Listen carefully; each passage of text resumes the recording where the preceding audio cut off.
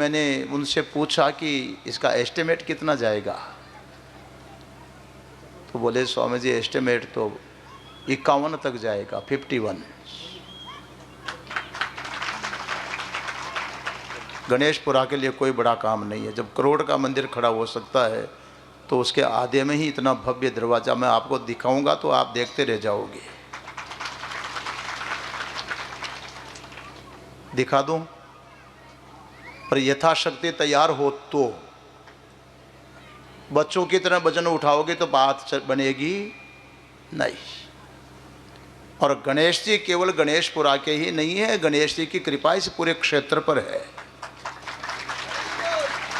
मैंने सुना था कि इस गांव में कभी अकाल नहीं पड़ता, तो गणेशपुरा में अकाल नहीं पड़ता तो क्या धामणिया में अकाल पड़ता है? मानपुरा में पड़ता है। तो गणेश जी की कृपा जब धामणिया और मानपुरा जा सकती है तो फिर गणेशपुरा वाले ही क्यों धामणिया मानपुरा वाले पीछे क्यों रहेंगे? क्यों रहेंगे भाई? काछोला महुआ वाले कोई कम है? पूरे क्षेत्र के ऊपर गणेश जी महाराज की कृपा है।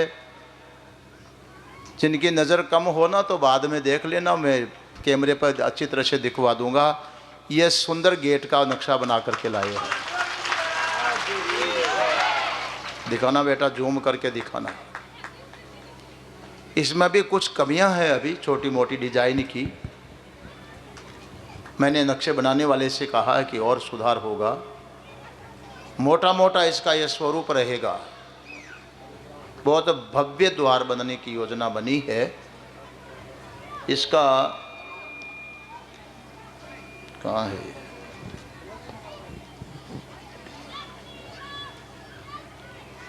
साढ़े 53 फीट तो रोड के किनारे किनारे लंबी जगह जाएगी और सामने से कितना 64 फीट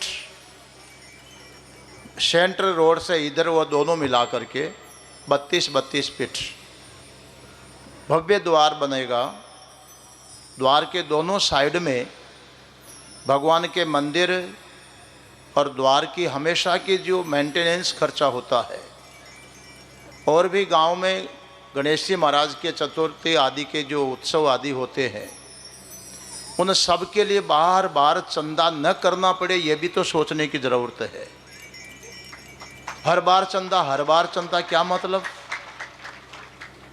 तो गणेश जी महाराज ने ही एक प्रेरणा दी है कि दरवाज़ा बनेगा उसके दोनों साइड में कम से कम 5 दुकान बन जाती है तो ये सारे खर्चे वो दुकानें निकालती रहेगी। और केवल दुकानें नहीं निकालेगी महाराज, दुकानें आपके गांव की शोभा और सुविधा बढ़ाएगी। आज छोटा सा कोई मार्केटिंग का काम होता तो मानपुरा भागो, धामणिया भागो, पर मेरी इच्छा है कि धामणिया और मानपुरा वाले व्यापारी भाग करके गणेशपुरा के द्वार पर आकर के बैठने की कोशिश करेंगे कि दुकान लेंगे तो वहां की लेंगे, धंधा चलेगा। यहाँ वालों को वहां न जाना पड़े, वहां वालों को बल्कि यहीं पर आकर के बैठना पड़े। एक ऐसी योजना गणेश जी महाराज की प्रेरणा से बनी है। तो मैं सत्येंद्र जी जैन साहब मेरी ओर देख रहे, महाराज मुझे भी बोलने दो। नहीं। तो मैं जैन साहब से आग्रह करूँगा कि आप बोलिए, और जितना श्रद्धालु अपनी श्रद्धा का सदुपयोग करते हैं ये तो उचित उनका सम्मान भी आप करवाइएगा। क्या बात है, एक बार तालियां बजा दें। जो मुख्य द्वार पूज्य गुरुदेव की प्रेरणा से बन रहा जरूर हमारे लिए एक यश और ख्याति का प्रतीक रहेगा। यहाँ पे विषय बहुत ज़्यादा हैं और ज़्यादा कुछ मुझे बोलना नहीं है। मुझे बोलना है केवल जो 7 दिन तक जो भागवत कथा हुई उसका निचोड़ जो रस है, मात्र एक व्यक्ति को ये सौभाग्य मिलेगा तो इतने चेहरों में केवल मात्र एक व्यक्ति होगा जो कल यहाँ पे जो हवन होगा उसमें बैठ करके यजमान बन करके और पूर्ण आहुति देगा। उसका चुनाव करना है तो अपने भावों को बनाए और मात्र एक छोटी सी राशि से उसका चयन करना है और उसकी राशि आप पूरे जोड़े के साथ आपको बैठना है। पूरी कथा का निचोड़ जिसमें रहेगा। तो अभी अपन केवल यजमान बनने की बात करते हैं। तो आइएगा, एक सौभाग्यशाली परिवार चाहिए जो यहाँ पे करे। अपन शुरुआत करते हैं 5151 रुपया, या तालियां बजाना चाहिए आपको। 5151 रुपया हाँ साहब, 11,111 रुपया। इसमें ज़रूरी नहीं है कि गणेशपुरा वाले ही बैठेंगे, कोई भी जोड़ा बैठ सकता है। पूरी कथा का निचोड़ इसमें माताएं बहनें भी अपने भाव बना सकते हैं। जल्दी जल्दी अपने राशि को बोलें, जो भी बैठना चाहें अपनी राशि बढ़ाते जाएं। हाँ साहब, क्योंकि समय बहुत कम मिला है और इस समय में अपन को केवल एक ही चुनाव करना है। 11,111 रुपया। और जिनके भी भाव हों शीघ्रता से अपने भाव बना लें। देखो, अपने मकान बना लेना कोई बड़ी बात नहीं है, करोड़ों करोड़ों रुपए लगा देना कोई बड़ी बात नहीं है। बात बड़ी तब होती है हमने धर्म में क्या किया, हमने समाज के लिए क्या किया, महत्व उस बात का होता है। इसलिए देखो, आजकल कोई भरोसा नहीं है, पैसों का कोई भरोसा नहीं है। बाद में आप सोचोगे कि इससे अच्छा यजमान बन जाते। सोचिए क्या भरोसा, 2000 के नोट का बेचारे का जन्म भी नहीं हो पाया, बीच में ही बंद हो गया। तो ये जो नोट है इनका कोई भरोसा नहीं है। 15,515 रुपया। तालियां नहीं रुकना चाहिए आप लोगों की। 15,515 रुपया जो बड़े जो पाएगा। हाँ साहब, 15,515 रुपया। यजमान बन करके पूरे हवन में, पूरे यज्ञ में आपको बैठना है परिवार के साथ। आपका पूरा परिवार बैठेगा, मंत्रों द्वारा आहुतियाँ होंगी और पूरे कथा का निचोड़ उसमें होगा, सारा श्रेय आपको जाएगा। 15,515 रुपया। और किसी के भाव जल्दी जल्दी अपने भावों को बनाएं। देखो, पैसा तो बाद में भी कमा लेंगे, लेकिन ये समय द्वारा नहीं आएगा। सबसे बड़ी बात तो देखिएगा, इतने छोटे से गांव में और पूज्य गुरुदेव ने स्वीकृति दी कथा करने की, क्योंकि आपके पास भी आपको स्वयं अपने लिए समय नहीं है, लेकिन उस समय में वैसे हम लोगों को समय दिया। हाँ साहब, 15,515 रुपया बोली जा रही है। और कोई के भाव हो तो जल्दी अपने भावों को बनाएं। माताएं बहनें भी अपने भाव बना सकती हैं। हाँ साहब, गणेशपुरा वालों, अरे जागो जागो, बार बार ऐसा अवसर नहीं आएगा। बोलिए गणेश जी महाराज की। अरे जयकारा का तो पीछा खोलना है यार, ताली का जयकारा बिल्कुल निःशुल्क है, आप लगाओ करो। हाँ साहब, 15,115 रुपया करें। और किसी के भाव हो जल्दी बनाएं, क्योंकि कथा प्रारंभ हो रही है। और आगे से पीछे से जिनके भी भाव हो, ऐसा जरूरी नहीं है कि गणेशपुरा वाले ही बैठेंगे, कोई भी बैठ सकते हैं अपने परिवार के साथ में। हाँ साहब, कितने बजे आना पड़ेगा उनको गुरुजी? हवन में बैठने को कितने बजे आना पड़ेगा उन्हें? 9 बजे आपको आना है। 9 बजे से आप लगभग 10, साढ़े 10, 11 बजे फ्री हो जाएंगे। हाँ साहब, 15,515 रुपया। अरे अपने भावों को बनाओ, कब ऐसा अवसर आएगा? ज़िंदगी के संसार के काम तो चलते रहते हैं। ये तो अपन को सोचना पड़ रहा है। मान लो आकस्मिक कुछ हो जाए तो उस समय अपन नहीं देखते, जल्दी गाड़ी वाले को बुलाते। वो जितने पैसे घर में होते सीधे पैसे रख के भीलवाड़ा ले साहब हॉस्पिटल में, गिनती कौन है, पीछा को पतो ही कौन है। तो अच्छा है कि धर्म में अपन लगाएंगे तो ऐसी नौबत नहीं आएगी। तो अपने भावों को बनाएं। 15,515 रुपया, 115 रुपया। और इतने लोग बैठे हुए हैं, किसी के भी भाव हों, एक बार तालियां बजा दो जोरदार। 15,115 रुपया ये बोली जा रही है। सौभाग्य एक व्यक्ति को मिलेगा। और किसी के भाव हों तो जल्दी अपने भावों को बनाएं। कुछ चीज़ें कीमत से नहीं, किस्मत से मिला करती हैं। अगर हम पैसों में खरीदना चाहें तो वो पैसों में नहीं मिलेगा, हमारे लिए अपनी किस्मत से ही मिलेगा। और आज मैं सभी लोगों को बोलना चाहता हूँ, आज की रात है, यही रात अंतिम, यही रात बाकी। ये जो कलश देख रहे हैं ना चमचमाता हुआ, इधर देखो एक कलश रखा हुआ है। एक कलश इतने लोगों में केवल मात्र एक व्यक्ति का सौभाग्य होगा जो कल अपने हाथों से लेकर के अपने घर पे लेकर के जाएगा, उसके घर की शोभा बढ़ाएगा। ये तालियां, कल इसका भाग्य खुलेगा। इसमें बहुत लोगों का भाग्य बंद है, अब जाने किसकी किस्मत है। ये बात इसलिए मैं आज बोल रहा हूँ कि आज की रात है, खूब मालिश करके दंड बैठक कर लेना, कसरत कर लेना, और जितनी चर्चा करना हो, जहाँ से भी पैसे की व्यवस्था हो, लेकिन एक कलश बड़े किस्मत वालों के घर में जाएगा। तो आइएगा, आज जो कल के यजमान बनने की जो घोषणा कर रहे हैं, 15,115 रुपया। और किसी के भाव हों 15,115 रुपया एक, 15,115 रुपया दो, 15,115 रुपया ढाई, पौने तीन, और 15,115 रुपया छोड़े।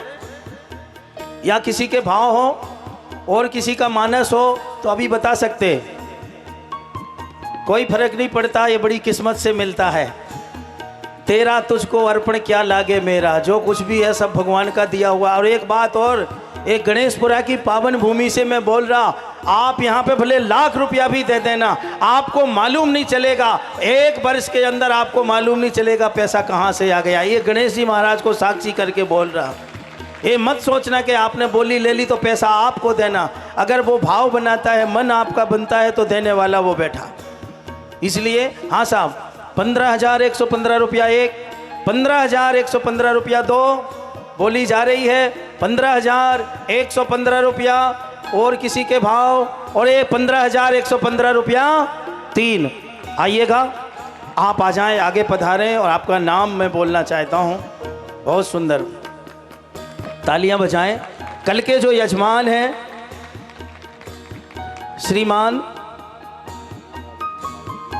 श्रीमान नानालाल जी मांगू जी धाकड़ साहब, आपके लिए जोरदार तालियां बजाएं। कल पूरे परिवार के साथ सज धज के 9 बजे इधर आना है, घर वालों को भी लाना है, सभी को। ठीक है साहब, बहुत बढ़िया, एक बार और तालियां बजाएं इनके भावों को। और बंधुओं, 2 चीज़ें 3 चीज़ें हमारे बीच में हैं जिनकी कल बोली फाइनल होगी। एक जो कलश रखा हुआ है, मुख्य कलश, इसकी अभी 71,000 रुपये चल रही है बोली।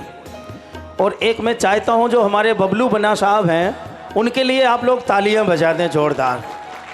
वास्तव में इतना समर्पण इनका कि कथा गणेशपुरा में हो रही। और आइएगा, श्रीमान प्रताप सिंह जी, परिवार जस्सू जी का खेड़ा, कृपया पधारें। बबलू जी, आप लोग जिनका मैं नाम ले रहा हूं, कृपया महाराज जी से आशीर्वाद प्राप्त करें।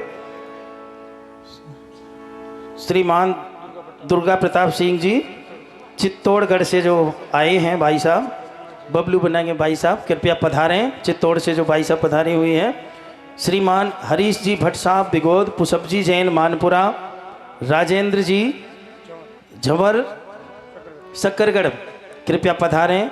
ओम जी सुतार गेट डिजाइनर, कृपया पधारें ओम जी साहब। श्रीमान भोलेनाथ जी पटवारी साहब, कृपया पधारें, गुरुदेव से आशीर्वाद प्राप्त करें।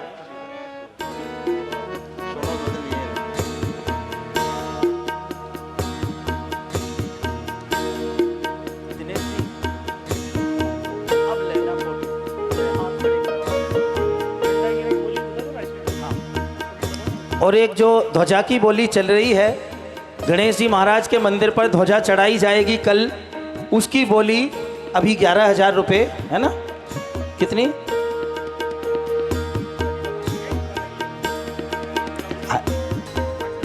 नहीं, लिखे तो नहीं, कोई बात नहीं।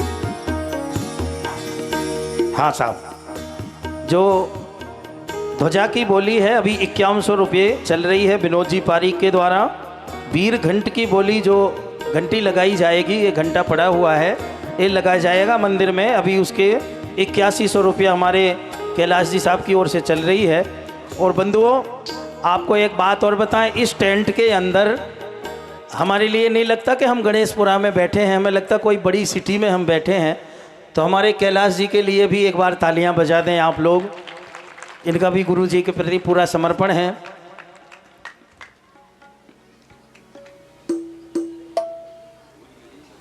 अब मत भूलना, अबे रुको हाथ थोड़ी सी साइड में होना है।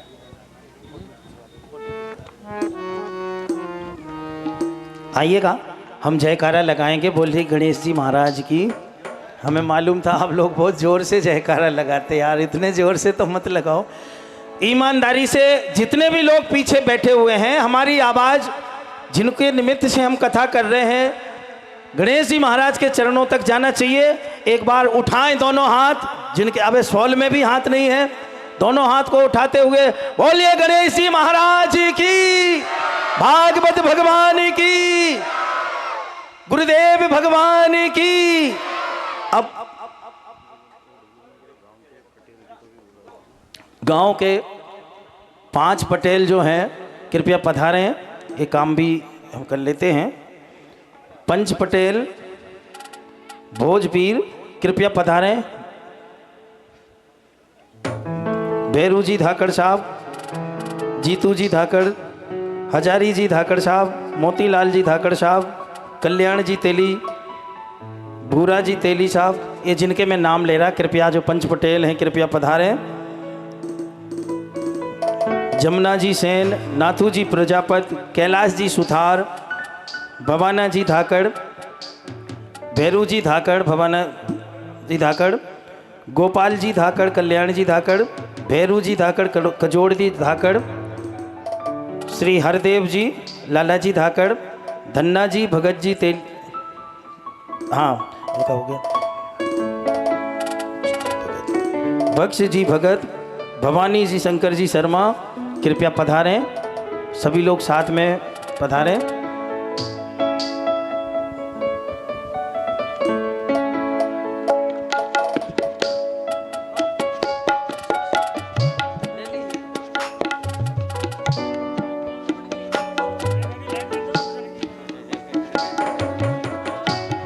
ठाकुर साहब साबा तो जोरदार लाए भाई, मुझे ठंडी वंडी तो नहीं लगेगी अब। ये बना का काम जोरदार ही होता है।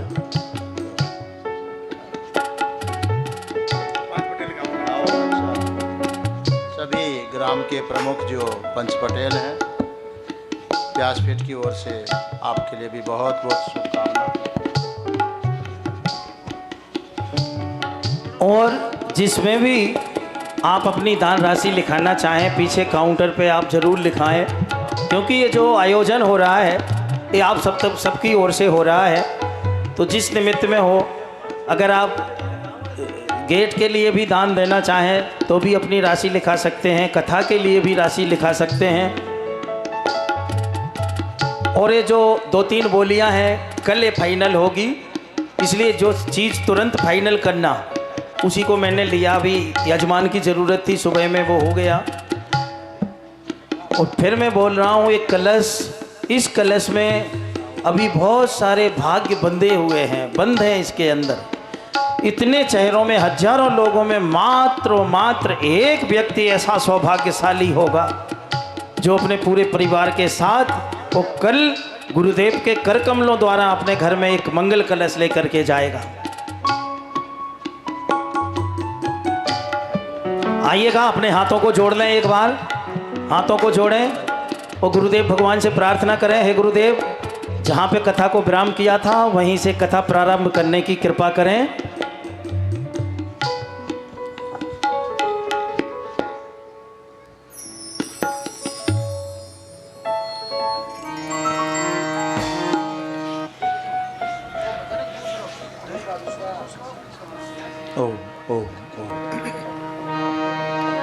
श्री कृष्ण गोविंद हरे मुरारे, हे नाथ नारायण वासुदेवा। कृष्ण गोविंद हरे मुरारे, हे नाथ नारायण वासुदेवा। श्री कृष्ण गोविंद हरे मुरारे, हे नाथ नारायण वासुदेवा। श्री कृष्ण गोविंद हरे मुरारे, हे नाथ नारायण वासुदेवा। हे नाथ नारायण वासुदेवा। हे नाथ नारायण वासुदेवा।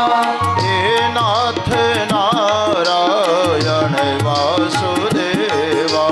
हे नाथ नारायण वासुदेवा। श्री कृष्ण गोविंद हरे मुरारे, हे नाथ नारायण वासुदेवा। श्री कृष्ण गोविंद हरे मुरारे, हे नाथ नारायण वासुदेवा। हे नाथ नारायण वासुदेवा। हे नाथ नारायण वासुदेवा।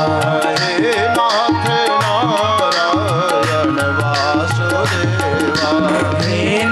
नाथ नारायण वासुदेव। कृष्ण कन्हैया लाल की जय।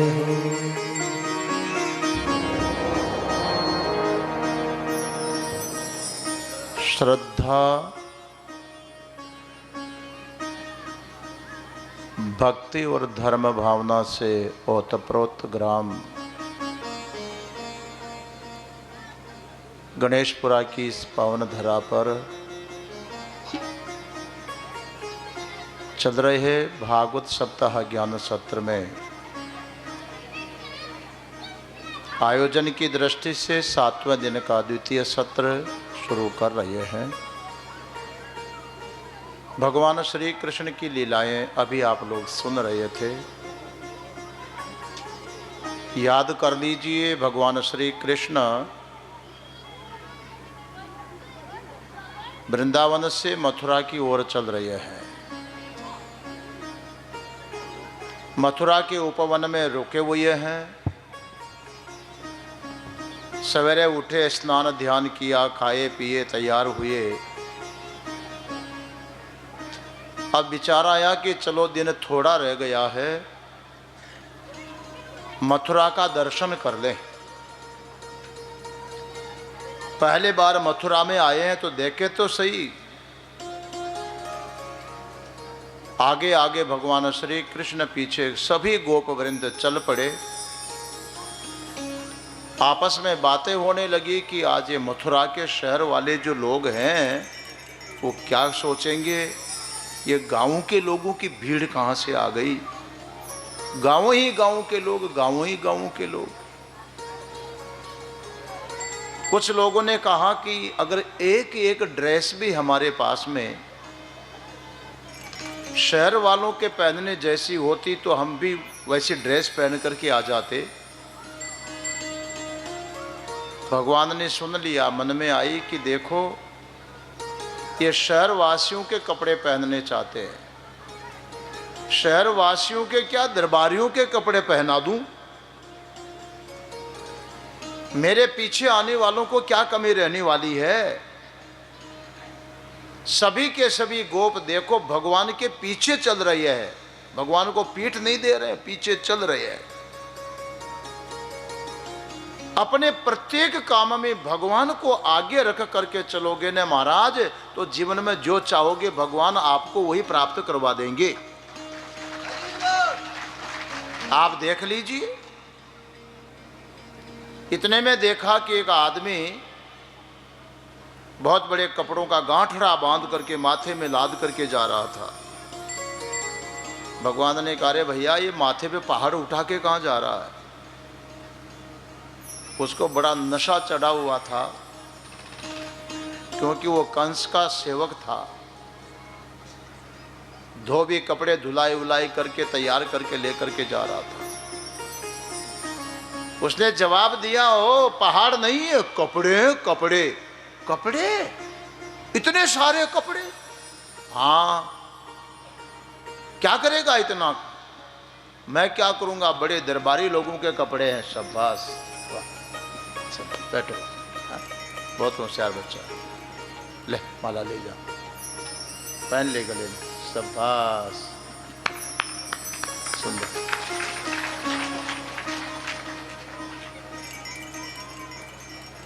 उसको तो बड़े बड़पन का नशा चढ़ा हुआ था। भगवान को ही बोलता, तुम जंगली लोग हो, ये कपड़े तुम्हारे लिए नहीं है, यहां से भाग जाओ नहीं तो मार खाओगे। भगवान आगे बढ़े और कहा, मार तो खानी है, हम खाएं या तू खा। एक तमाचा जमाया, धोबी गिरा उधर, गांठड़ी लुढ़की इधर। भगवान ने ब्रजवासियों को कहा, खोलो गांठड़ी, जो ड्रेस पसंद आवे अपनी अपनी पसंद की उठाओ, पहनो। जब पहनने लगे तो कपड़े तो बड़े सुंदर थे, महंगे थे, पर शहर वालों का जो शरीर होता है ना, वो चर्बी बढ़ जाती है, थुलपुल शरीर था। और आप गांव वाले तो घोड़े की तरह स्फूर्तिले जैसे होते वैसे ही थे। पहनने लगे तो देखा कि कपड़ों का माप सही नहीं है। लोग बोले कपड़े तो शादी में भी नहीं पहने जितने महंगे हैं, पर नाप सही नहीं है। इतने में कोई दर्जी मिल गया, भगवान ने कहा तू कपड़े सिल के दे सकता है। दर्जी भक्त निकला और उसने कहा लाओ सेवा करूं।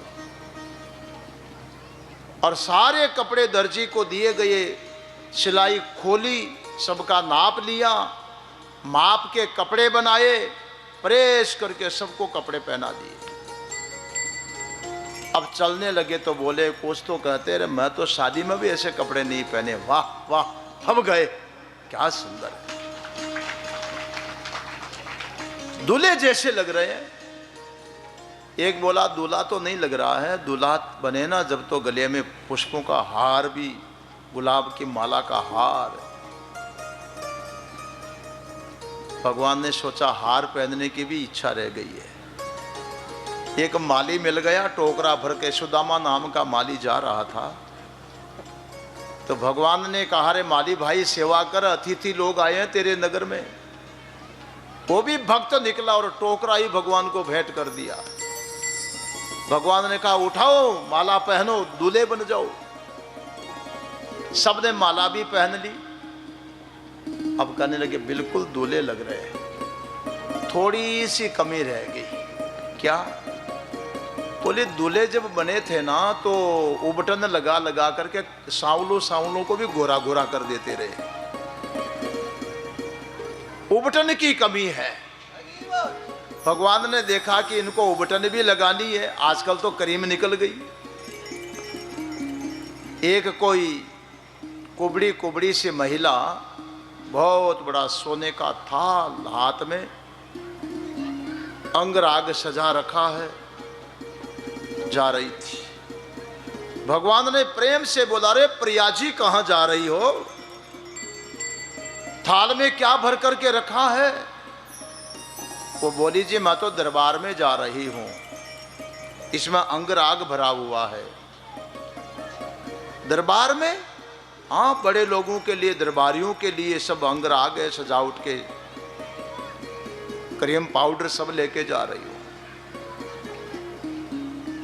कौन हो? कंस की सेविका हूं, दासी हूं। भगवान ने बोला रे कंस की दासी, इतने बड़े आदमी की दासी होकर के कुबड़ी क्यों चलती है? अरे बड़े आदमी का ड्राइवर बन जावे वो भी अकड़ से चलता है, तो जम करके चले ना, फिर कुबड़ी क्यों हो रही है? क्या करूं जी, मैं तो जन्म से ही कुबड़ी हूं। कंस को बोला होता कि तेरा कुबड़ापन मिटवा देता, प्लास्टिक सर्जरी हो जाती।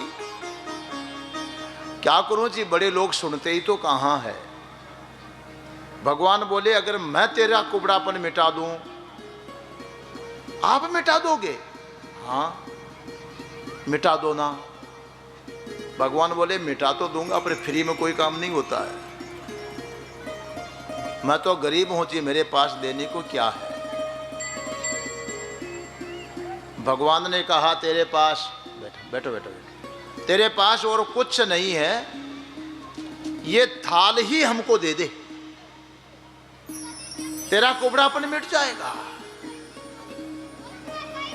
वो कुब्जा नाम की दासी सेविका, उसने सोचा जिंदगी बीत गई, कंस ने कभी मेरी खोज खबर नहीं ली, पहले बार मिले हैं, एक बार में ही कुबड़ापन मिटाने वाले हैं। पूरा थाल ही सौंप दिया।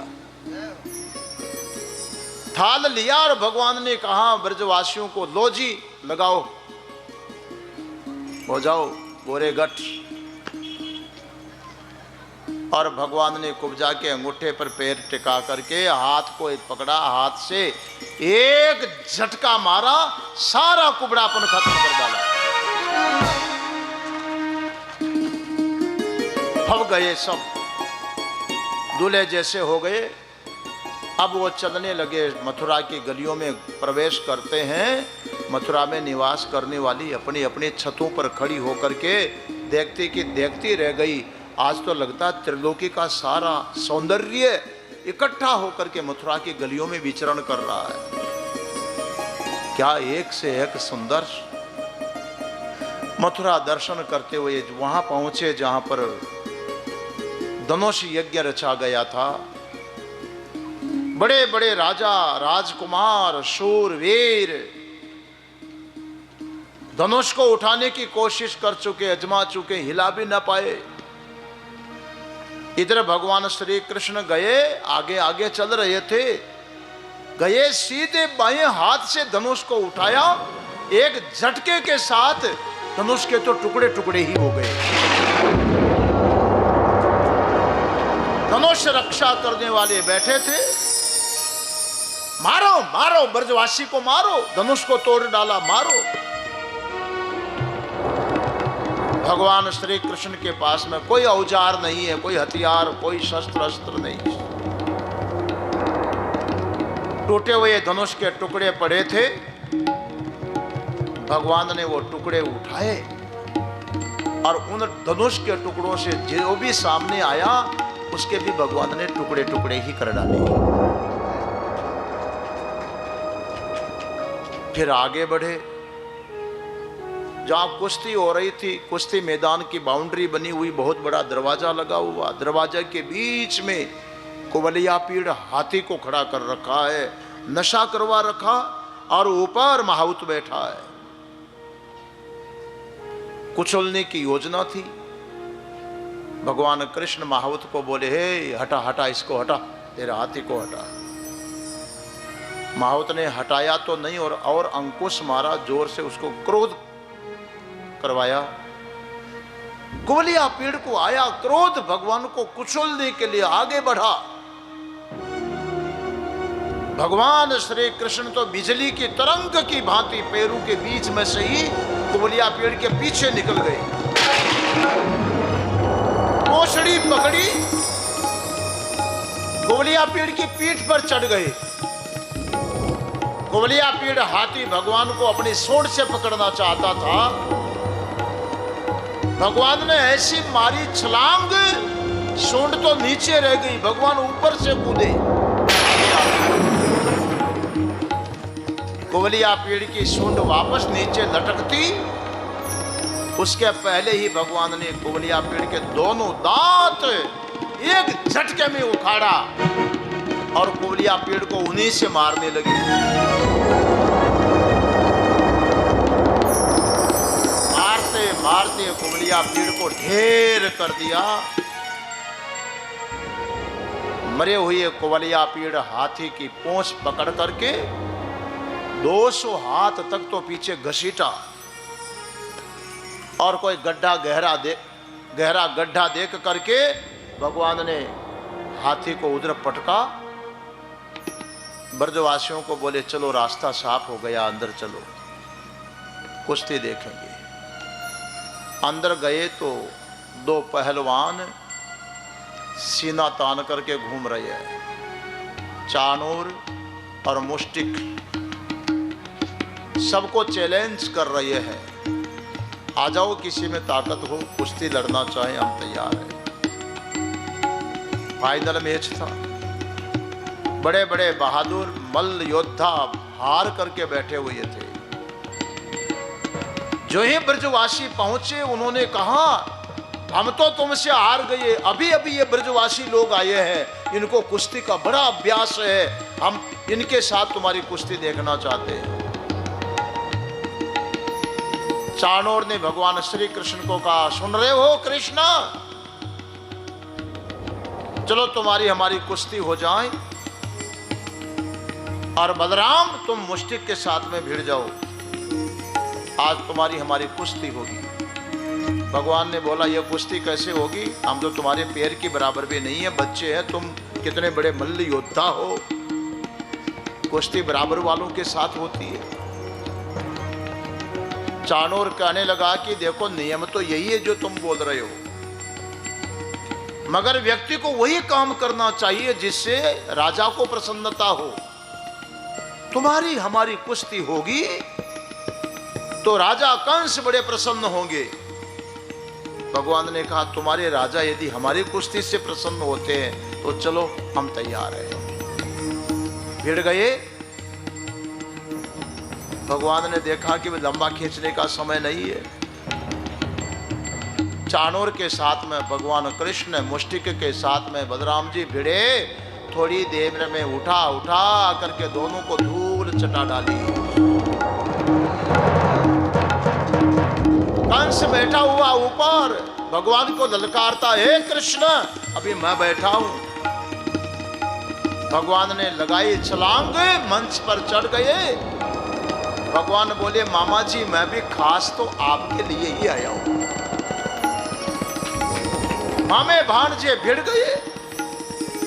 भगवान ने देखा कि अब समय ज्यादा नहीं है, 3:30 बज रहे हैं, लगाओ ठिकाने।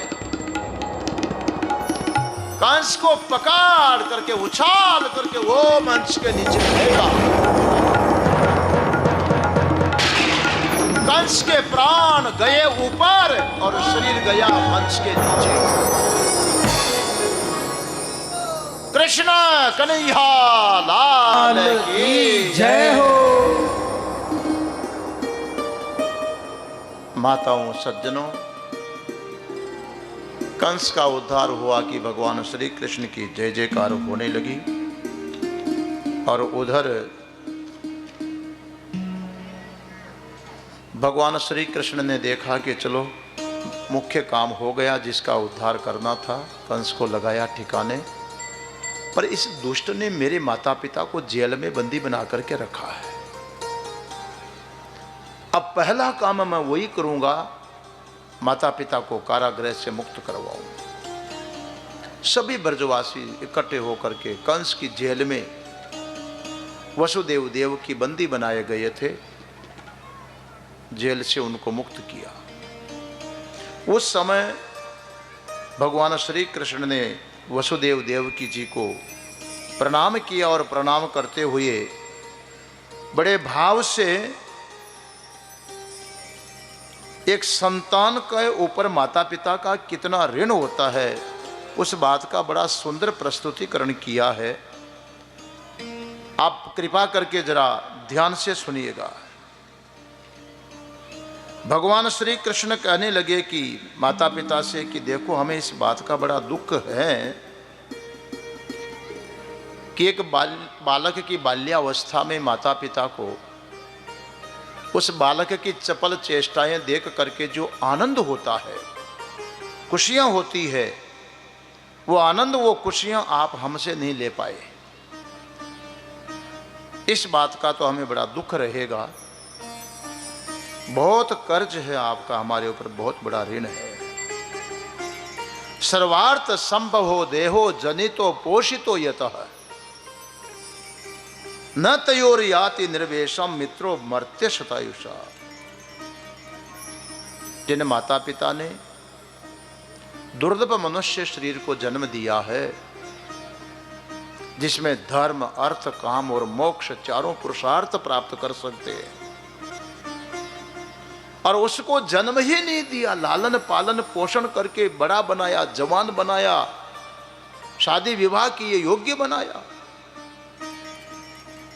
और वो संतान यदि फिर उन माता पिता की सेवा न करें तो वो तो जिंदा भी मरे हुए के समान ही हैं, मरे हुए के समान हैं।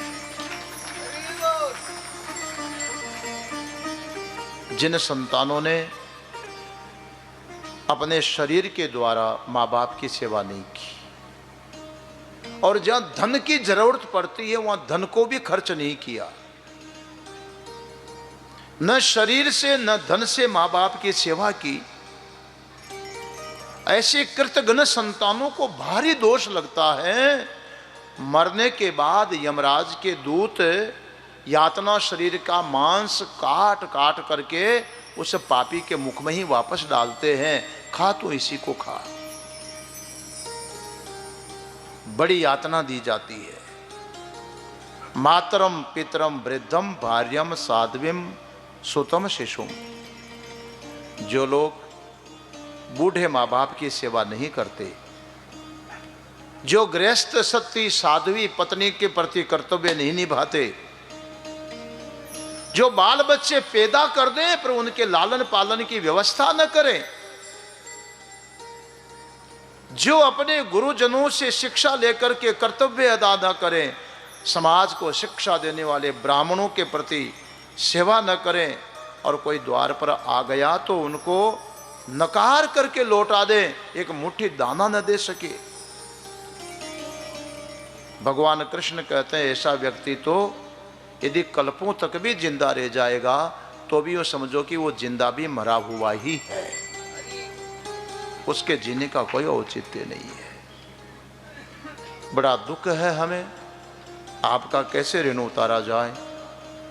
ऐसा कहते हुए भगवान माता पिता के चरणों में सिर टेक करके प्रणाम किया, क्षमा याचना की।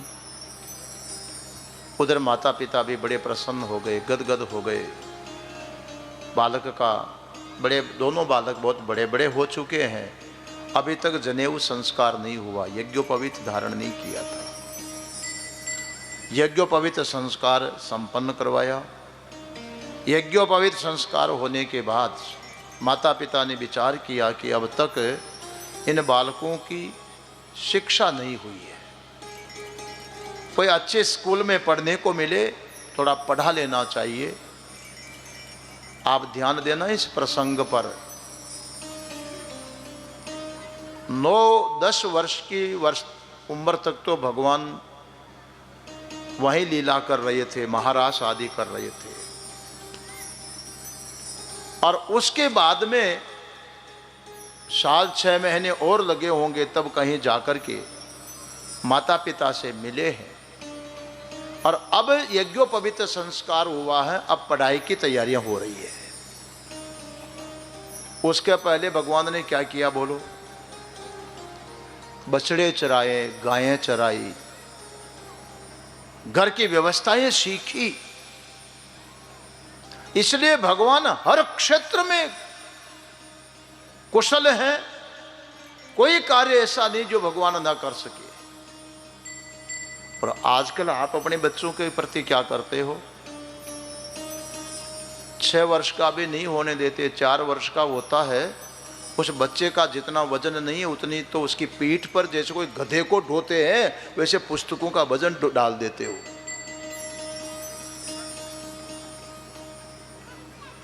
घर का कोई ज्ञान नहीं, और थोड़ा पढ़ते पढ़ते फिर देखा भीलवाड़ा भेजा, फिर बंबई भेजा, फिर देखा योग्य विदेश भेज दो, गया तुम्हारे हाथ से। यह स्थिति हो रही है। कहाँ गए संस्कार? वहाँ संस्कारों की जरूरत थी। माता पिता ने पता लगाया कोई अच्छा स्कूल हो तो पढ़ने को भेजे। काशी में एक बड़े भारी विद्वान हुआ करते थे, सांदीपन ऋषि। जगह जगह उनके गुरुकुल चलते थे, शाखाएं चलती थी। उज्जैन में उनका बहुत बड़ा अच्छा कॉलेज चलता था। सांदीपन ऋषि के गुरुकुल में उज्जैन में भगवान कृष्ण बलराम जी को पढ़ने को भेज दिया। वेद जिनके मुखारविंद से श्वास की तरह निकल रहा हो, उनको वेद पढ़ाने की क्या जरूरत थी? केवल लोकोपचार पूरा करना था। 64 दिन में भगवान सारी 64 विद्याएं पढ़ दिए। आचार्य भी आश्चर्य कर गए कि इतने कुशल विद्यार्थी 12 वर्ष तक गुरुकुल की दाल पी पी करके पढ़ना पड़ता है, ये 64 दिन में सब पूरा कर दिया। गुरुजी बोले बेटा कल तो तुम्हारा समावर्तन संस्कार करेंगे, विदाई होगी तुम्हारी।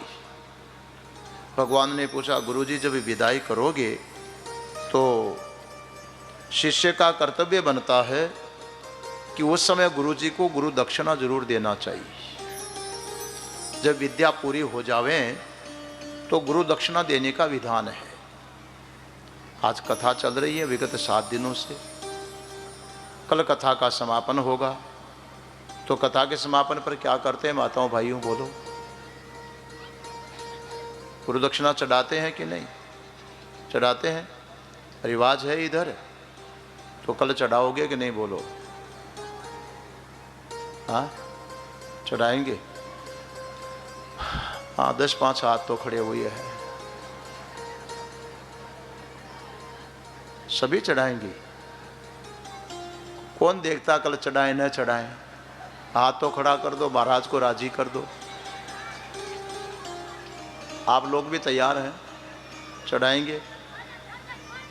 क्या चढ़ाओगे बोल?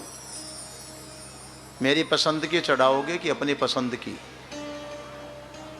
बोले महाराज पसंद तो हमारी चलेगी, एक नोट बहुत दिनों से इधर उधर करते हैं, कोई दुकानदार लेता नहीं, कल चढ़ाना ही पड़ेगा। है? माता भी सोच रही होगी मेरी साड़ी को 7-8 साल हो गए काम नहीं आ रहे, कल यहाँ पटक देंगे, महाराज भी खुश हो जाएंगे, घर का कचरा भी निकल जाएगा। कृपा करना, वो फटा नोट अपने पास ही रखना, और वो साड़ी भी कहीं दूसरी जगह ही काम लेना। ऐसी तो कोई वस्तु मंच पर चढ़ाना मत जिसका ठीक से सदुपयोग मैं कर ना पाऊँ। माता कोई ऐसी चीज़ मत लाना। साड़ी, तिलक, टीके, क्या क्या माताएं चढ़ा देती है भागवत पर। वो कथा करने वाले कोई पंडित जी महाराज होते हैं ना तो चल जाती, पर मेरे तो आगे नाथ ने पीछे पगाई बाबा जी लेकर के करेगा क्या उसको।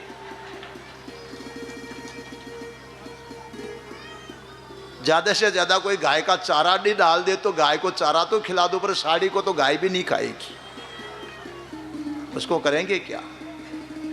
आपके फटे नोट को भी नहीं खाती गाय, ध्यान रखना। मेरा निवेदन आपसे यह है, जो आपको करना हो ईमानदारी के साथ में सदुपयोग होगा। मेरी मांग नहीं है 1% भी। अगर मेरी मांग आप सुन रहे हो और करना चाहते हो तो बताऊं, 24 घंटे का वक्त है, कल इसी समय पूर्ण करूंगा।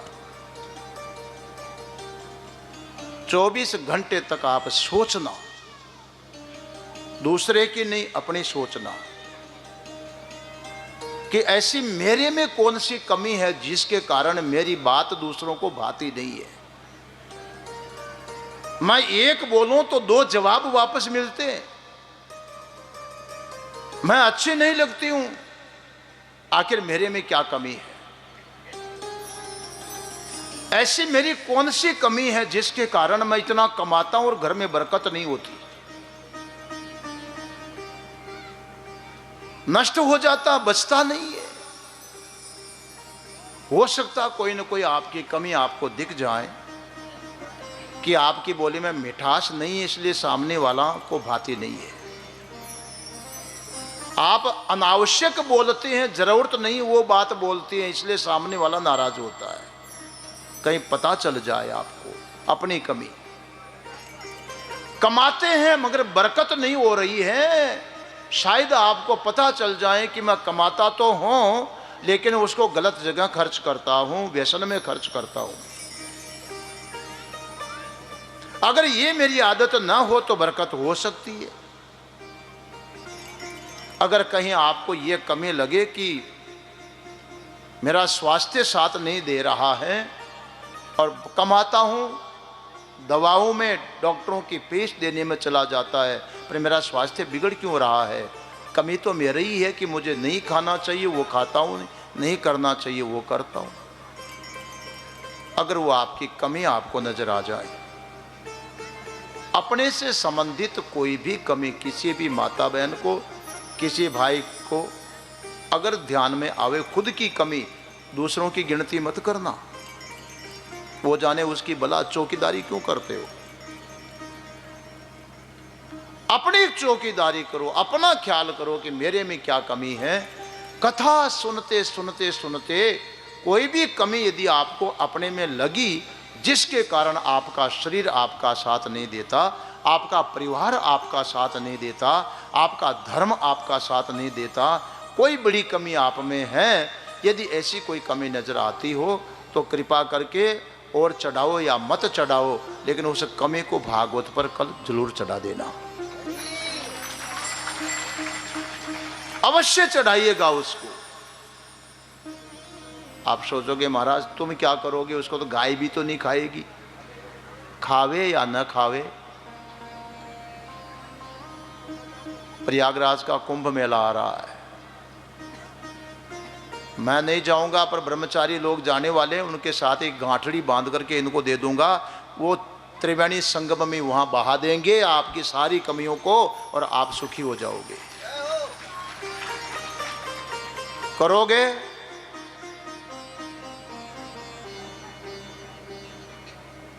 सोच रही होंगे, आप भी सोच रहे होंगे, ऐसी तो हमारे में कोई कमी नहीं है, ऐसी तो हमारे में कोई कमी नहीं है।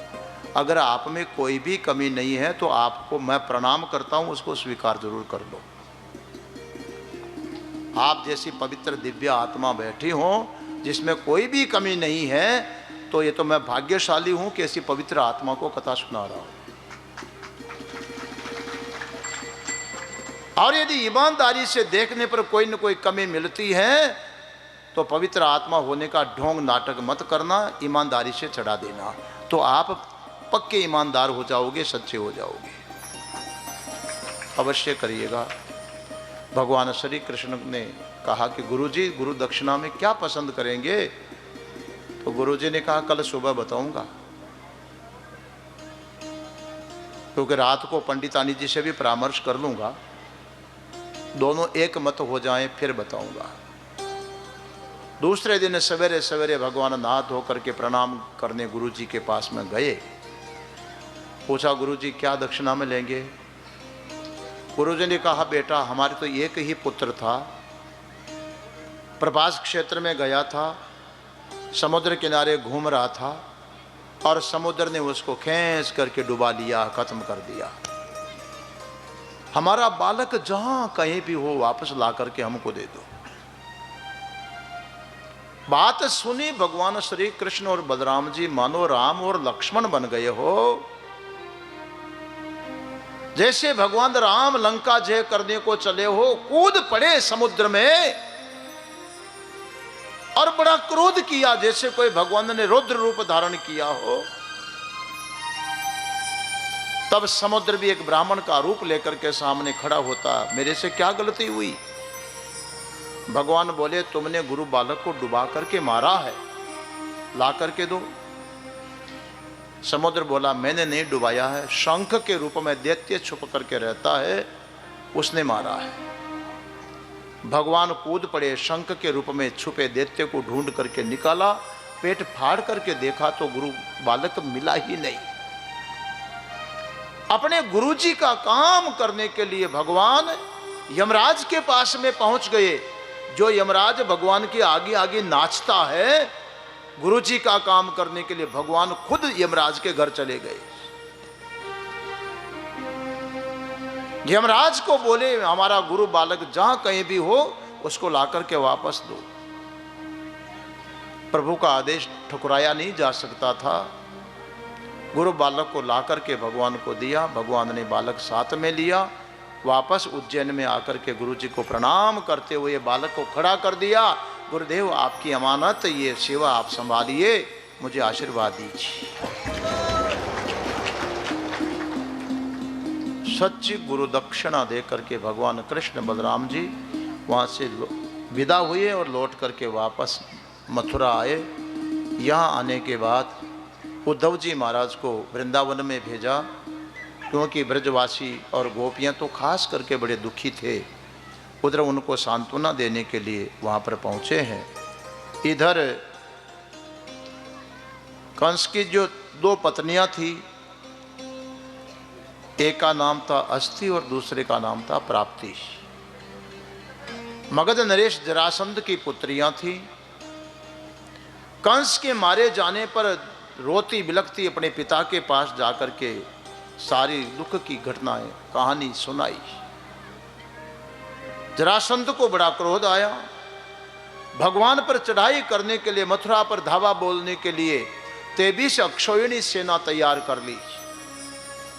सज्जनों माताओं, एक अक्षौहिणी सेना, सिर्फ एक अक्षौहिणी में 21,870 रथ होते हैं, 21,870 हाथी होते हैं, 65,410 घोड़े होते हैं, 1,09,350 पैदल योद्धा होते हैं। ये तो एक अक्षौहिणी होती है। 23 अक्षौहिणी सेना लेकर के मथुरा पर चढ़ाई बोली।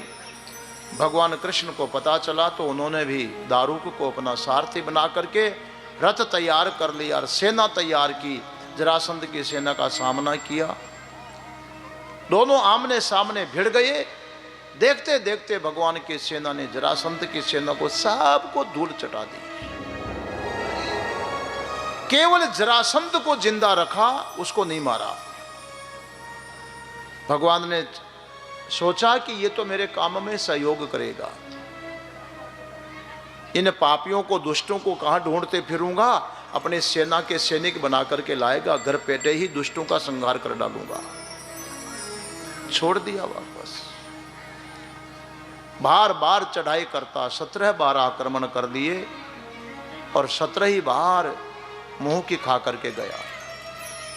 18वें बार बहुत बड़ी चढ़ाई की तैयारी करने लगा। इधर मथुरा पर एक और संकट आने लगा। भगवान श्री कृष्ण और बलराम जी ने विचार किया, बार बार जरासंध यहां चढ़ाई कर रहा है, चलो छोड़ो, मथुरा को अपने समुद्र में जाकर के रहेंगे, द्वारका जी बसाएंगे। योजना बनी और द्वारका जी नगर बसा लिया गया। अब विचार कर ही रहे थे कि अब की बार जरासंध आएगा तो द्वारका चले जाएंगे, छोड़ देंगे मथुरा को। जरासंध ने चढ़ाई किया, उसके पहले ही काल यवन 3 करोड़ मलेच्छ सेना लेकर के चढ़ाई बोल दी। उसको देख करके भगवान कृष्ण भागने लगे, पीछे पीछे काल यवन। एक पहाड़ की गुफा में भगवान छुप गए, अंधेरी गुफा। काल यवन पीछे से आया, अंधेरे में भगवान को सोया हुआ समझ करके ठोकर लगी तो सोए हुए व्यक्ति पर लात मारी, मगर वो भगवान नहीं सो रहे थे, मुचकुंद मानधाता का पुत्र सो रहा था। कार्तिकेय से वरदान पाकर के सो रहा था कि तुझे कोई जगाएगा नहीं, और जगाएगा तो जगाने वाला ही तुम्हारी नजर पड़ते ही भस्म हो जाएगा। मुचकुंद को लात मारी काल यवन ने, जो ही आंख खुली और दृष्टि पड़ी, वो काल यवन जल करके वहीं राख हो गया। भगवान कृष्ण आए, मुचकुंद की पीठ थपथपाई, शाबाश मेरा काम कर दिया। बाकी सेनाओं का सामना किया, भगवान ने सबको समाप्त की। उधर देखा, इतने में जरासंध 18वें बार आ गया। भगवान श्री कृष्ण वहां से भागना शुरू कर दिया। प्रवर्षण पर्वत पर चढ़ गए, घना जंगल, अंदर घुस जाए तो दिखाई ना पड़े। जरासंध और सेनापतियों ने सबने विचार किया कि उसको कैसे ढूंढें। योजना बनी कि प्रवर्षण पर्वत को एक साथ आग लगा दो चारों ओर से, जल करके वहीं राख हो जाएगा, ढूंढ करके क्या करना। जब पर्वत पे आग लगाई गई तो भगवान कृष्ण शिखर पर चढ़ करके मारी छलांग, 44 कोस की दूरी पर पांव टिके और भाग करके भगवान आज मथुरा छोड़ करके द्वारका जी पहुंच गए।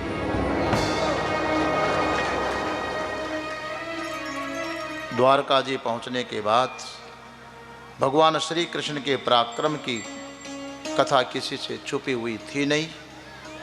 अब तक भगवान का विवाह संबंध तो हुआ ही नहीं है। माताओं सज्जनों, अब तक तो भगवान की सब लीलाएं हुई है,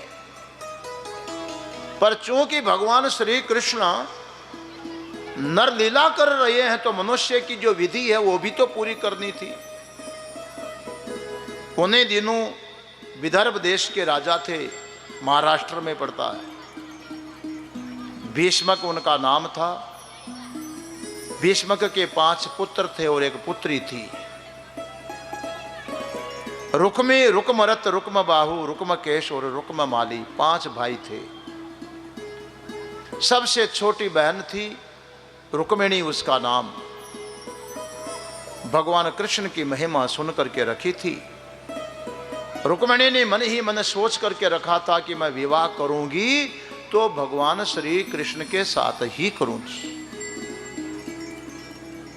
माता पिता को भी दिल की बात बता दी, मगर सबसे बड़ा भाई रुक्मी नहीं चाहता था कि बहन का विवाह श्री कृष्ण के साथ में किया जाए, इसलिए कि उसकी जो दोस्ती थी चेदी देश के राजा दमघोष, उनका पुत्र था शिशुपाल।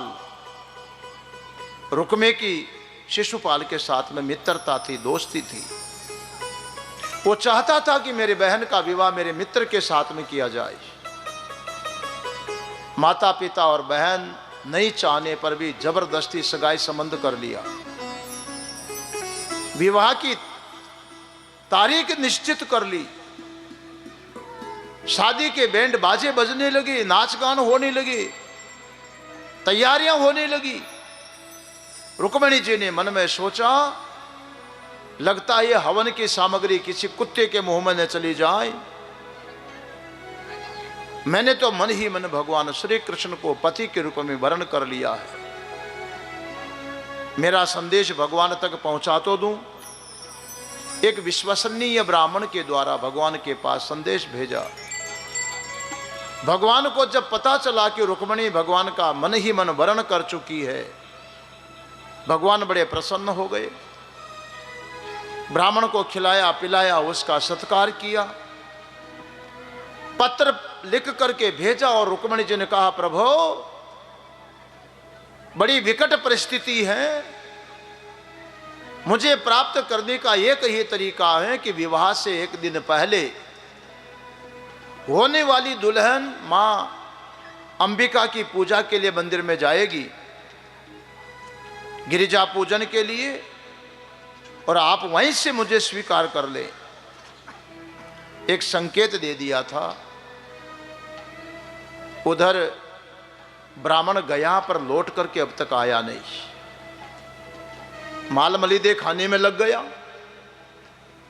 इधर विवाह से एक दिन पहले का समय आ चुका था। रुक्मिणी जी भगवान अंबिका की, भगवती अंबिका की पूजा के लिए, गिरिजा पूजन के लिए मंदिर में गई। हजारों सहेलियां खुशियों के गीत गा रही हैं, हजारों लोग रक्षक चल रहे हैं। खतरा था रुक्मिणी की इच्छा के विरुद्ध हो रहा, कुछ गलत न हो जाए, बड़ी सावधानी थी। और उधर देखो तो शिशुपाल की बारात के बैंड बाजे बज रहे हैं। कल बारात है नहीं, चढ़ाई करेगी, तोरण मारेगी। अंबिका जी की पूजा करते हुए रुक्मिणी जी ने मां से प्रार्थना किया कि मां नमस्ये त्वांबिके भीक्षणम स्वसंतानयुताम शिवाम। हे मां भगवती, मैं आपको आपके पुत्र गणेश जी के साथ ही प्रणाम करती हूं। आशीर्वाद दो मां, पति के रूप में मुझे भगवान श्री कृष्ण ही प्राप्त हो, मिले तो भगवान श्री कृष्ण ही प्राप्त हो, ऐसा आशीर्वाद दीजिए। माता जी महाराज से प्रार्थना कर ली। धीरे धीरे धीरे मंदिर की सीढ़ियों से उतरने लगी। मन में सोच रही है, मैंने तो सब कुछ कर लिया, भगवान को संदेश भेज दिया, मां आराध्या देवी से प्रार्थना कर ली, पर भगवान का संदेश लेकर ब्राह्मण अब तक नहीं आया। कुछ तो पता चलना चाहिए। ऐसा सोचते नीचे उतर रही थी, उस भीड़ के अंदर पीछे ब्राह्मण दिखाई पड़ा। ब्राह्मण की नजर रुक्मिणी जी पर पड़ी, रुक्मिणी जी की दृष्टि ब्राह्मण पर पड़ी। इतने भीड़ में बातचीत संभव नहीं थी, गुप्त संदेश भेजा गया था, मगर इशारे इशारे में काम हो गया। रुक्मिणी जी की नजर मिलते ही ब्राह्मण मुस्कुरा गया, हंस गया। इतने में रुक्मिणी जी समझ गई कि मेरा काम हो गया। धीरे धीरे धीरे रुक्मिणी जी आगे बढ़ने लगी, भावों में ख्यालों में खोई हुई है। भगवान ही भगवान दिखाई पड़ रहे हैं मन में, वही छवि चल रही है। इतने में देखा कि अचानक एक रथ आया, भगवान कृष्ण विराजमान रथ के ऊपर। जो ही भगवान को पहली बार रुक्मिणी जी ने देखा, भीड़ को चीरते हुए रथ की ओर बढ़ी। उधर भगवान रथ से नीचे कूदे, किसी को मौका मिले उसके पहले रुक्मिणी का पकड़ा हाथ खींच करके रथ के ऊपर बैठाया, दौड़ा दिया, रथ दौड़ा दिया, गए गए हो गए।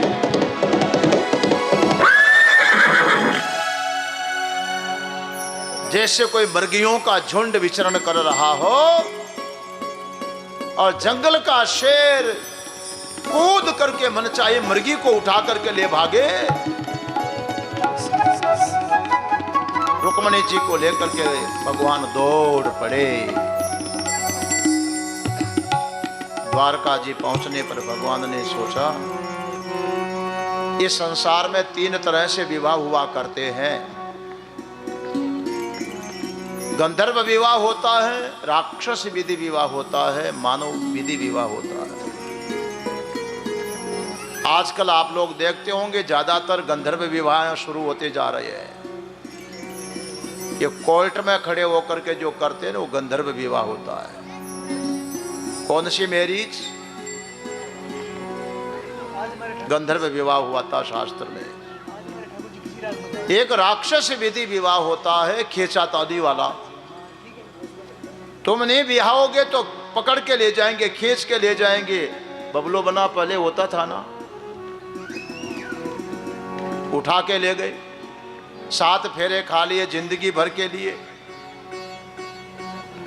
राक्षस विधि विवाह, खींचातानी वाला। भगवान ने देखा ये 2 विधि तो पूरी हो गई। ब्राह्मण के द्वारा जब प्रेम पत्र मिला तो भावनात्मक संबंध बन गया, प्रेम संबंध हो गया, गंधर्व विधि विवाह तो हो गया। और भगवान जब रथ पर बिठा के खींच के लेकर के भाग गए, खींचातानी वाला राक्षस विधि भी पूरी हो गई। लेकिन जो सनातन की मानव विधि है, 7 फेरे लिए जाते हैं बैठकर, विधि के साथ में मंगल गान हो रहे हो, खुशियों के गीत चल रहे हो, ये विधि तो अभी बाकी रह गई। आज ही कर दूं कि कल करें? बोलो बोलो। पता नहीं वो शिशुपाल आ जाएगा तो गड़बड़ हो जाएगी, आज ही कर लो। मानव विधि विवाह संपन्न होने लगा। अंतःपुर में मंगल गीत गाए जा रहे हैं और द्वार पर खुशियों के गीत गाए जा रहे हैं। आओ इन्हीं के साथ में विवाह संपन्न करवा करके और आज की कथा को विश्राम की ओर ले चलेंगे। लीजिए, खुल करके आनंद लीजिए। आज मारे ठाकुर जी रो ब्याह रचो है, आज मारे ठाकुर जी रो ब्याह रचो है। हस हस मंगल गावा है, मिल मिल मंगल गावा है। आज मारे ठाकुर जी रो ब्याह रचो है। हरि बोल।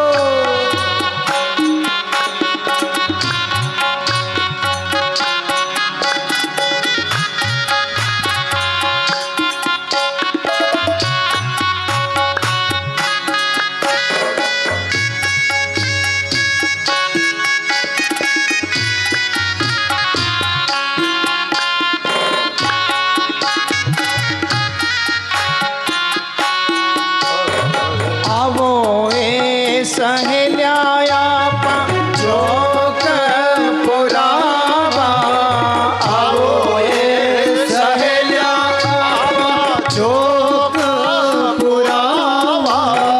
चौक पुरावाया कान्हे ने बिठावा, चौक पुरावा कान्हे ने बिठावा। घना घना लाड लडावाए, हस हस मंगल गावा है। हो आज मारे ठाकुर जी रो ब्याह रचो है। हस हस मंगल गावा है, मिल मिल मंगल गावा है। हरि बोल।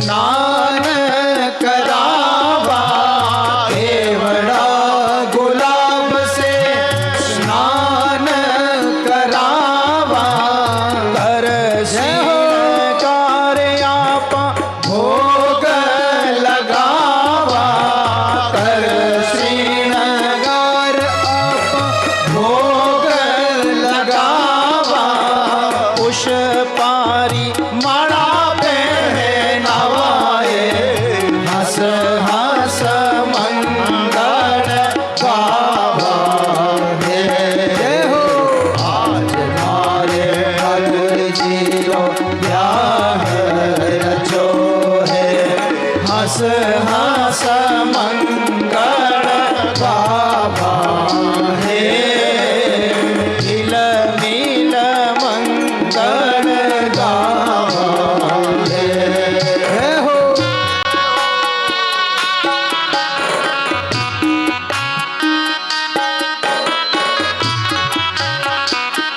हरि बोल।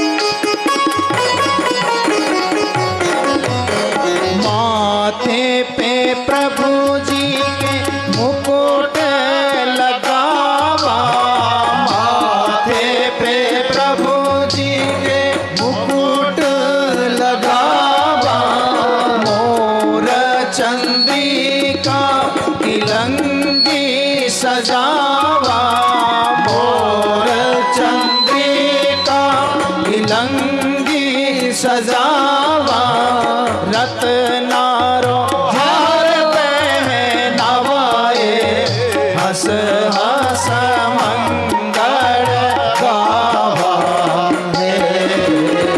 आज हमारे ठाकुर जी रो प्यार रचो है, हंस हंस मंगल गावा है, मिल मिल मंगल गावा है।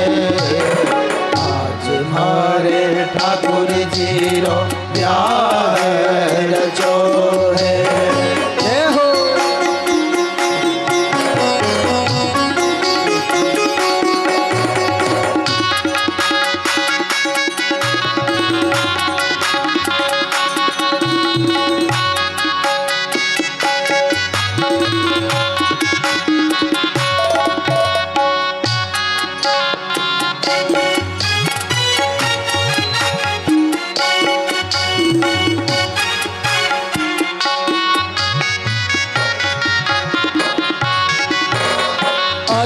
अधरामृत पर मुरली सोहे, अधरामृत पर मुरली सोहे, पीत पीतांबर मनड़ो मोहे, पीत पीतांबर मनड़ो मोहे, हाथा में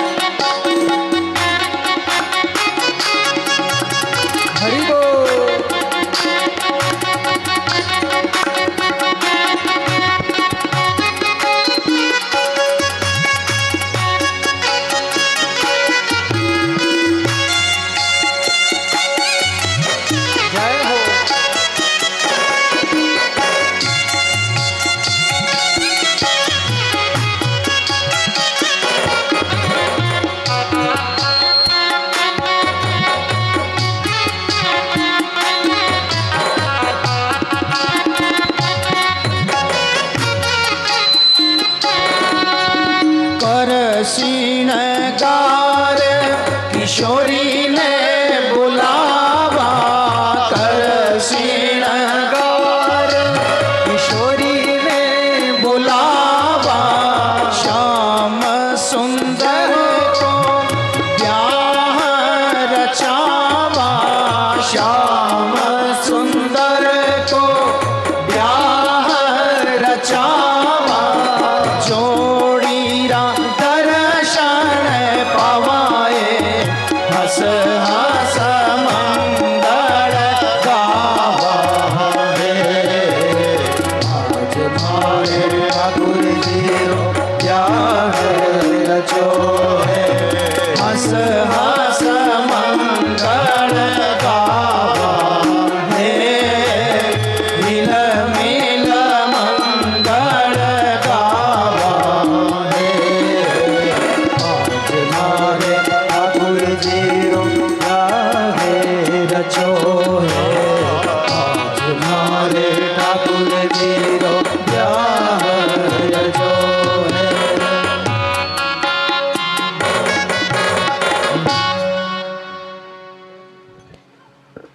अंतपुर में मंगल गीत हो रहे थे। माता बहनें बड़े आनंद से, बूढ़ी बूढ़ी भी आराम से थिरक रही थी। बड़ा स्लो गति के गीत हो रहे थे। पर द्वार के ऊपर देखो, लाला के चहतों के जो खुशियों के गीत हो रहे थे, खुशियां कैसे मनाई जाती माताओं। अब इनको देखना, बूढ़े बूढ़े भी बैठे नहीं रह पाएंगे। जब लाला की विवाह का समय आता है तो पूरा पांडाल झूम उठा। अंतपुर में खुशियां खुशियां, बाहर की आवाज भीतर आई, भीतर की बाहर गई। क्या खुशियां चल रही थी। इतना सुंदर संयोग है, हमारे लाला का विवाह होने जा रहा है। आओ खुशियों के साथ में खड़े होकर के झूमिए।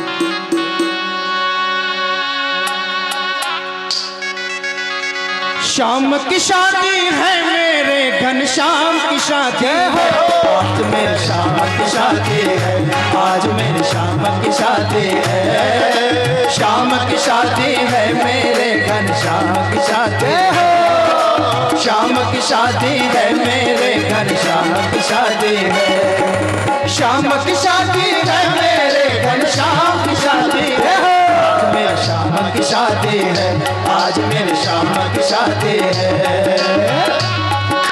हरि बोल।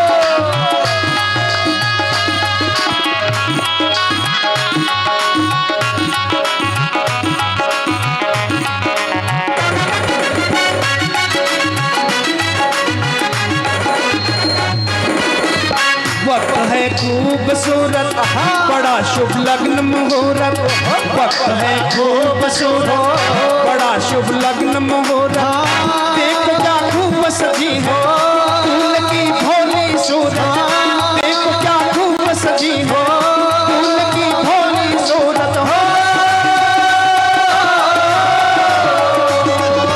बने बराती देवता सब हो के साथी है, मेरे श्याम की शादी है, आज मेरे श्याम की शादी है। श्याम की शादी है मेरे घनश्याम की शादी है, श्याम की शादी है मेरे घनश्याम की शादी है। श्याम की शादी है मेरे घनश्याम की शादी है, आज मेरे श्याम की शादी है, आज मेरे श्याम की शादी है। हाथ उठा करके बोलिए। हरि बोल।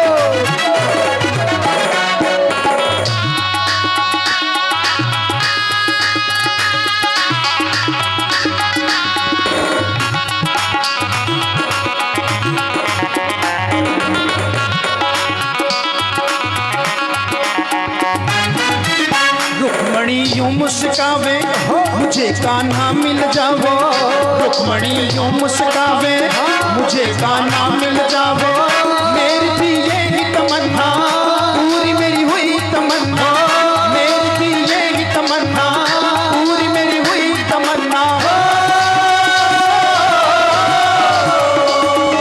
लगता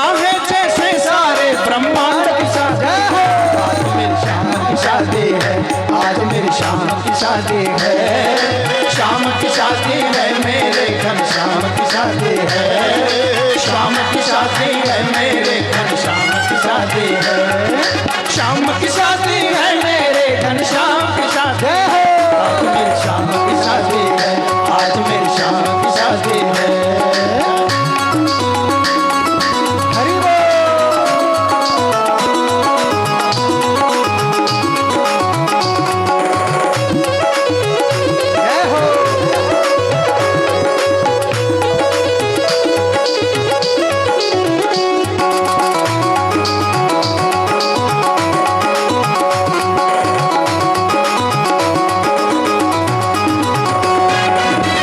बनी है खूब जोड़ी कृष्ण रुक्मण की जोड़ी, बनी है खूब जोड़ी कृष्ण रुक्मण की जोड़ी, खुशी से नाचे हैं वो मिला सजनी को साधन, खुशी से नाचे हैं वो मिला सजनी को साधन हो, मधुमंगल और श्री दामा ने धूम मचाई, आज मेरी शाम की शादी है, आज मेरी शाम की शादी है, शाम की शादी है मेरे घनश्याम की शादी है, शाम की शादी है मेरे घनश्याम की शादी है, शाम की शादी है मेरे घनश्याम की शादी है, आज मेरी शाम की शादी है, आज मेरी शाम की शादी है। हरि बोल।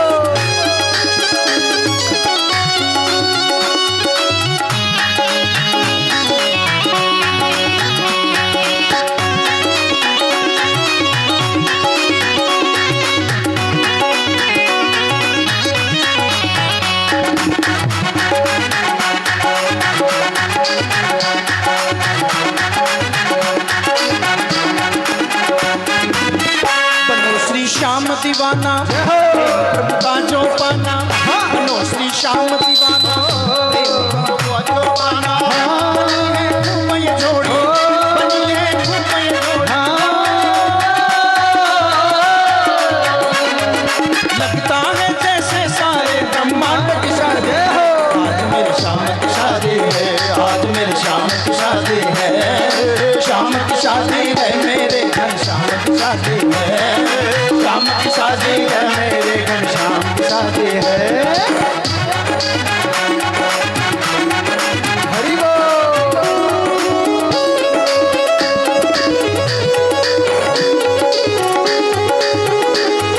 जय हो।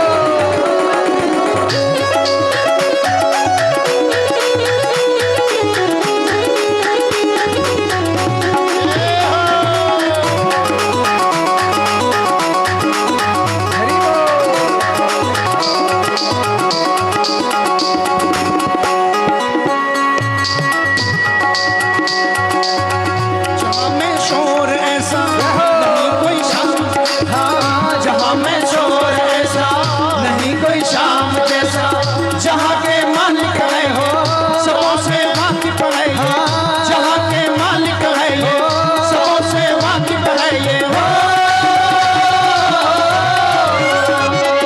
धर्म पताका निज हाथों से प्रभु फहराते हो, आज मेरी शाम की शादी है, आज मेरी शाम की शादी है, शाम की शादी है मेरे घनश्याम की शादी है, शाम की शादी है मेरे घनश्याम की शादी है, शाम की शादी है मेरे घनश्याम की शादी है, आज मेरी शाम की शादी है, आज मेरी शाम की शादी है। हरि बोल।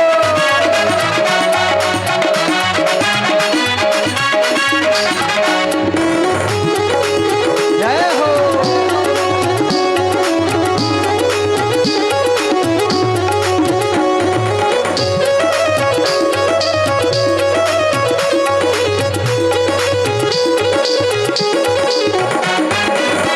गए जो भूल इनको नींद नहीं उनके मन का, गए जो भूल इनको नींद नहीं उनके मन में, तिजोरी लाख भरी हो मोटरे महल खड़ी हो, तिजोरी लाख भरी हो मोटरे महल खड़ी हो, हीरे मोती पे मेरे भगवान नहीं लाचाते हो, आज मेरी मेरी शाम की शादी है, आज मेरी शाम की शादी है। शाम की शादी है मेरे घर, शाम की शादी है। शाम की शादी है मेरे घर, शाम की शादी है। शाम की शादी है मेरे घर, शाम की शादी है। आज मेरी शाम की शादी है, आज मेरी शाम की शादी है। आज मेरी शाम की शादी है, आज मेरी शाम की शादी है। आज मेरी शाम की शादी है, आज मेरी शाम की शादी है। बोलिए जुगाल सरकार की जय। हो गई शादी, हो गई, क्या बाकी रह गया? अब बैठ करके क्या करोगे? तुम कहते हो कागज की लेखी, मैं कहता हूं आंखों की देखी। तुम कहते हो कागज की लेखी, मैं कहता हूं आंखों की देखी। बात दुल्हा दुल्हन मिल गए, फीकी पड़ी बारात। अब तो घर चलो भाई, दूल्हा दुल्हन मिल गए, बारात फीकी। आरती होगी, मगर ध्यान दीजिए, कल के लिए थोड़ी सी सूचना है, सभी ध्यान दें। इस भागवत अनुष्ठान का कल पूर्णाहुति दिवस है, समापन दिवस है। और कल की जो कथा होगी वो कथा होगी जो 7 दिनों तक कथा चली, उसका सार के रूप में। जैसे घंटे भर से छाछ बिलोते जाओ, मक्खन तो लास्ट में ही निकलेगा ना। ऐसे ही 7 दिन तक मंथन चल रहा था। भागवत जी का जो सार मंथन है वो कल मिलेगा। मैं इसलिए निवेदन कर रहा हूँ, कल्पना नहीं है, सच्ची बात है कि 7 दिन में कोई एक दिन भी आकर के न सुन पाया हो, और वो इंसान भी यदि कल की कथा सुने तो पूरी भागवत सुनने का फल उसको कल के एक दिन में ही मिलेगा। और जिन्होंने शुरू से लेकर के अब तक सुनी है वो तो सर्व फल की प्राप्ति कर लेता है। इसलिए कृपा करके कल की कथा को किसी भी स्थिति में छोड़ना मत। जहां तक हो सके समय पर आइएगा, और जिनको आगे बैठ करके सुनना और मेरे से भी पहले आइएगा, ताकि आपकी जगह सुरक्षित हो सके। कल का पूर्णाहुति समापन दिवस होने के कारण निश्चित रूप से संख्या वृद्धि तो होती ही है। सभी से प्रार्थना है कि समय पर आएँ। आचार्य जी, हवन तो पहले हो जाएगा ना? 49 माताएं जो जोड़े हैं सब 49 माताएं सब परिवार जोड़े के सहित 9 बजे से हवन होगा। तो उसमें समय पर आकर के पूजा और हवन में अपना समय दे करके अनुष्ठान को पूर्णता की ओर ले चलें। बोली में भी हमारे सत्येंद्र जी जैन साहब कुछ बोल रहे थे, उनको भी बोल देना, जरूर आएं। और कथा का जो समय है जैसे चल रहा वैसा ही रहेगा। शायद परसों के रोज फिर एक अनुष्ठान आयोजन होना है प्रभात फेरी का। उसकी संपूर्ण जानकारी आपको कल दे दी जाएगी, मगर कथा का जो अमृत सार निकल करके कल आएगा उसको आप छोड़ना मत। एक बात को पकड़ लोगे तो आपका जीवन ही पलट जाएगा। और भी हालांकि प्रसंग बहुत है। अभी तो वो जरासंध जिंदा ही बैठा हुआ है, कंस का ससुर।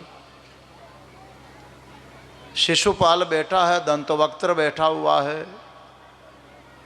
भगवान की एक शादी हुई है, अभी तो झड़ लगने वाले शादियों की, शादी के बाद शादी, और फिर भगवान सुदामा पर अनुग्रह करेंगे। वो प्रसंग तो बड़ा मार्मिक। फिर एकादश स्कंद में आप बहुत सुंदर प्रसंग श्रवण करोगे। आइएगा जरूर। मैं आचार्य जी से आग्रह करूंगा कि आरती की तैयारी करें। जो थक करके माताएं बैठ गई है, खूब आनंद लिया ना, इसलिए थकना स्वाभाविक था। अब 5-7 मिनट और थोड़े खड़े हो जाना, फिर घर जाकर के आराम से विश्राम करना।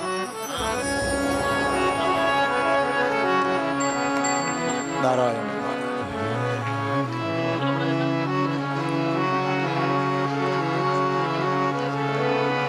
हरि ओम हरि ओम हरि ओम हरि ओम।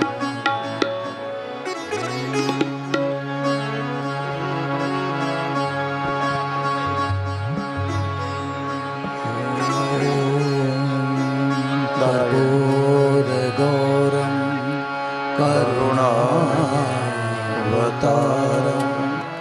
संसारसारं भुजगेन्द्रहारं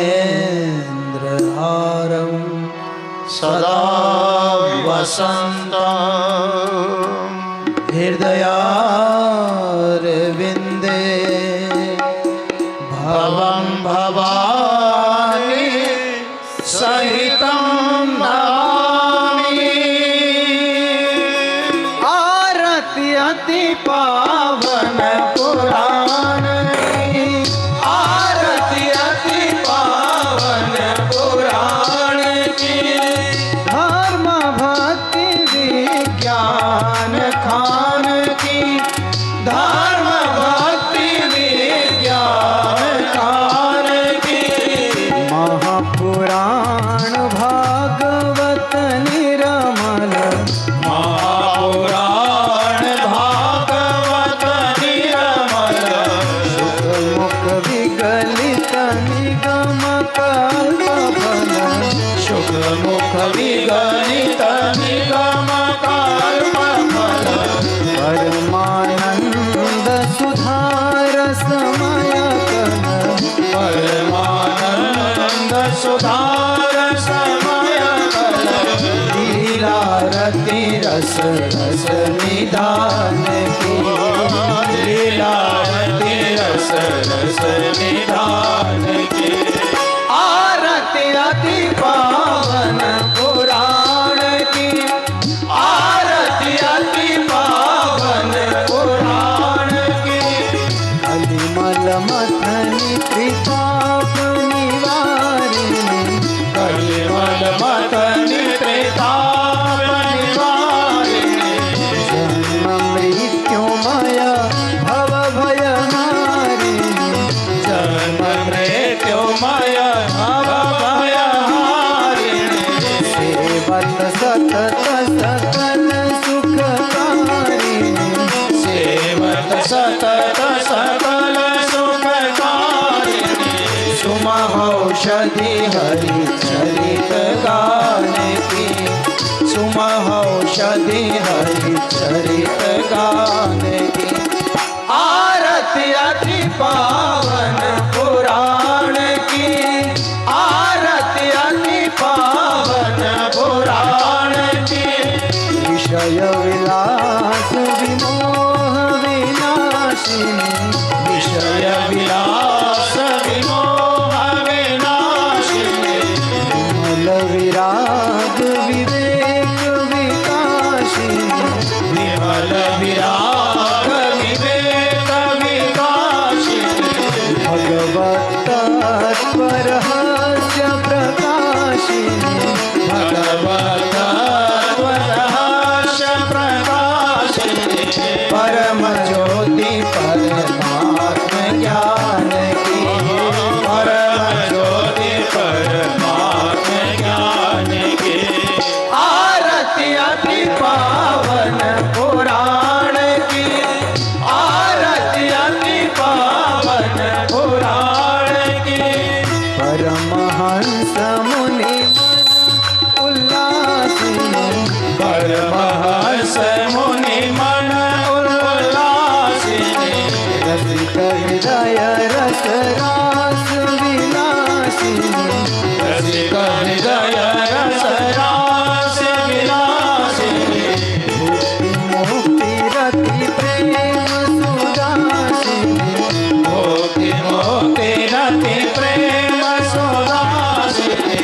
कथा किंचन प्रिय सुजान की, कथा किंचन प्रिय सुजान की। आरती अति पावन पुराण की, आरती अति पावन पुराण की। धर्म भक्ति विज्ञान गान की, धर्म भक्ति विज्ञान गान की, धर्म भक्ति विज्ञान गान की, धर्म भक्ति विज्ञान गान की। आरती अति पावन पुराण की, आरती अति पावन पुराण की, आरती अति पावन पुराण की। आरार्तिक्यं समर्पयामि जलेन शीतलीकरणं पुष्पैः देवता